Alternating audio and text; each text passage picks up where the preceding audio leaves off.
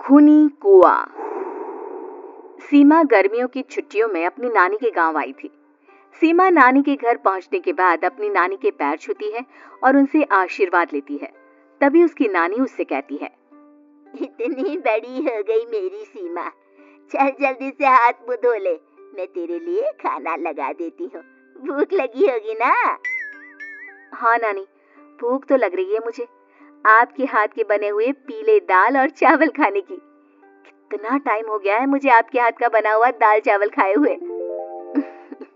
तू तो नौकरी में व्यस्त थी, तो तुझे कहाँ से टाइम मिलेगा अपनी नानी के लिए? और जब इतने टाइम बाद आई है तो ज्यादा टाइम के लिए रुक कर जाएगी तू। हाँ हाँ नानी, इस बार पूरे 2 महीने के लिए आई हूँ। सीमा की नानी अंदर जाकर उसके लिए खाना बनाने लगती है। सीमा कमरे में अकेली होती है, तभी उसे किसी औरत के रोने की आवाज सुनाई देती है। वो कभी खिड़की से बाहर झांकती है तो कभी दरवाजे से बाहर झांकती है। उसे समझ में नहीं आ रहा होता है कि आखिर रो कौन रहा है। तभी नानी खाना लेकर आ जाती है। वो अपनी नानी से कहती है, नानी, कोई औरत रो रही है क्या? मैं जब से यहाँ आई हूँ तब से मुझे यहाँ किसी औरत की रोने की आवाज आ रही है। हे भगवान, कहीं ये वही तो नहीं? बोलो ना नानी। अरे कोई नहीं रो रहा, ये तेरे मन का वहम है। और तू ना अब खाना खा ले, ज्यादा यहाँ वहाँ की बातों में ध्यान मत दिया कर। जल्दी से खाना खा और फिर मेरे साथ आ जा मेरे कमरे में, दोनों बैठकर खूब सारी बातें करेंगे। ऐसे ही अगले दिन सीमा अपनी नानी के साथ गांव के बाजार जा रही होती है। उसी रास्ते में फिर से किसी औरत के रोने की आवाज आती है। वो अपनी नानी से कहती है, अरे नानी, क्या सच में तुम्हें अभी भी किसी औरत की रोने की आवाज नहीं सुनाई दे रही? मुझे किसी औरत की बहुत बुरी तरीके से रोने और चीखने की आवाजें आ रही है। मैं बहुत परेशान हूँ नानी, आखिर ये कौन है? मुझे लगता है कि सीमा को शहर भेज देना चाहिए, यहाँ रहना उसके लिए ठीक नहीं। नानी बोलो ना, आप चुप क्यों हो जाते हो? सीमा, तू घर चल, मुझे तुझसे बहुत जरूरी बात करनी है। नानी सीमा को घर ले आती है और सीमा से कहती है, सीमा, कल सुबह तू शहर वापस चली जाएगी। अरे अचानक? आखिर क्या बात है नानी, आप मुझे ऐसे जाने को क्यों कह रही हो? मैं बस जो कह रही हूँ उस पर ध्यान दे। तू कल सुबह यहाँ से चली जाएगी, और ये बात मैं कोई मजाक में नहीं बोल रही। तू कल जाएगी तो मतलब जाएगी। अरे नानी, चली जाऊंगी मैं, ठीक है, पर आखिर बात क्या है ये तो बता दो। मम्मी से कोई बात हुई है या फिर मुझसे कोई गलती हुई है जो तुम मुझे अचानक से जाने के लिए बोल रही हो? देख सीमा, रात बहुत हो चुकी है और मुझे इस बारे में कोई बात नहीं करनी।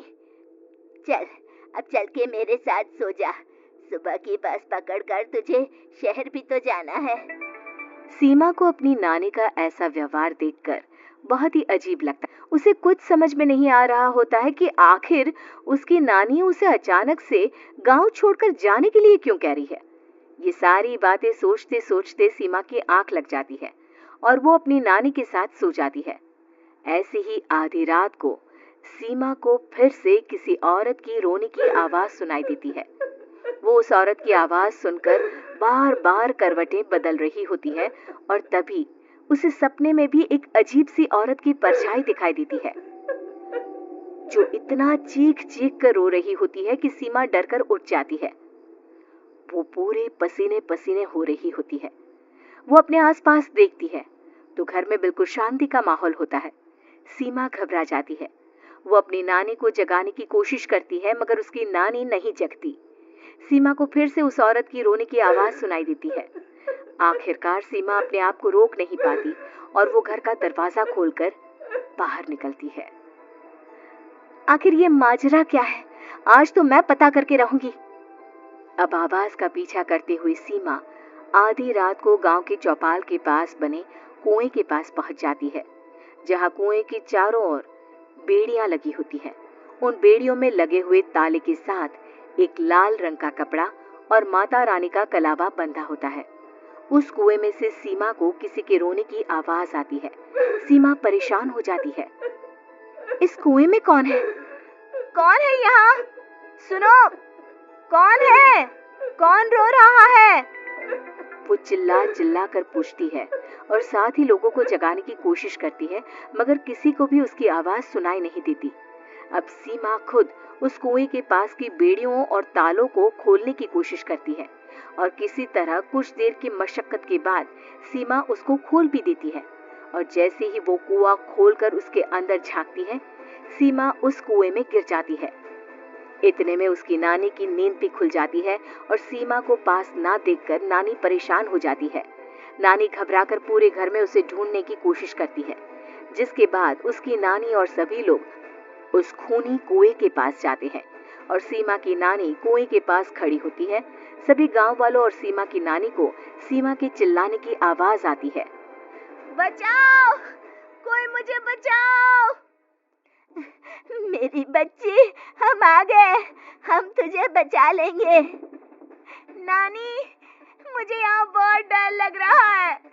यहाँ इंसान की कटी हुई मुंडियाँ, हाथ, पैर और कंकाल हैं और खून भी है। नानी, मुझे डर लग रहा है।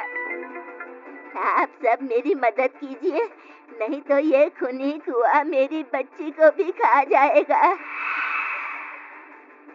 अरे मुझे तो ये समझ में नहीं आ रहा कि आखिर इस खूनी कुएं को खोला किसने। सालों पहले इसको इतनी मुश्किलों के बाद तांत्रिक बाबा ने बंद किया था।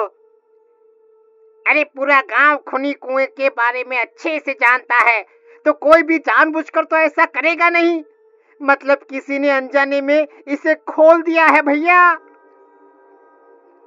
सीमा को इस बारे में मालूम नहीं था और जब से वो यहाँ आई थी तभी से उसे किसी औरत के रोने की आवाजें भी सुनाई दे रही थी। कहीं सीमा ने ही तो उसे नहीं खोला।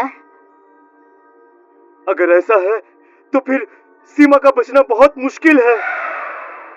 वहीं कुएं के अंदर सीमा रोते हुए बैठी होती है कि उसे आवाज सुनाई देती है जो कुएं के बाहर खड़े गांव वालों में से किसी को सुनाई नहीं देता।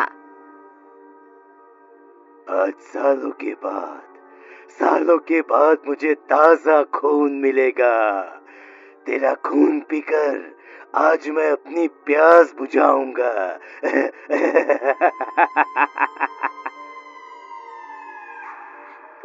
कौन है? कौन है? मत मारो प्लीज, मुझे जाने दो प्लीज। मैंने किसी का क्या बिगाड़ा है? वो तुझे मरने के बाद पता चल ही जाएगा। जितने में गांव वाले और सीमा की नानी कुछ सोच पाते, उतने में उन्हें सीमा के चिल्लाने की आवाज आती है और अगले ही पल सब शांत हो जाता है। क्या हुआ? सीमा, मेरी बेटी। माफ करना बहन, लेकिन अब सीमा वापस नहीं आएगी। हमें एक बार फिर से कुएं को बंद करना होगा। गांव वाले तभी तांत्रिक को बुला कर लाते हैं।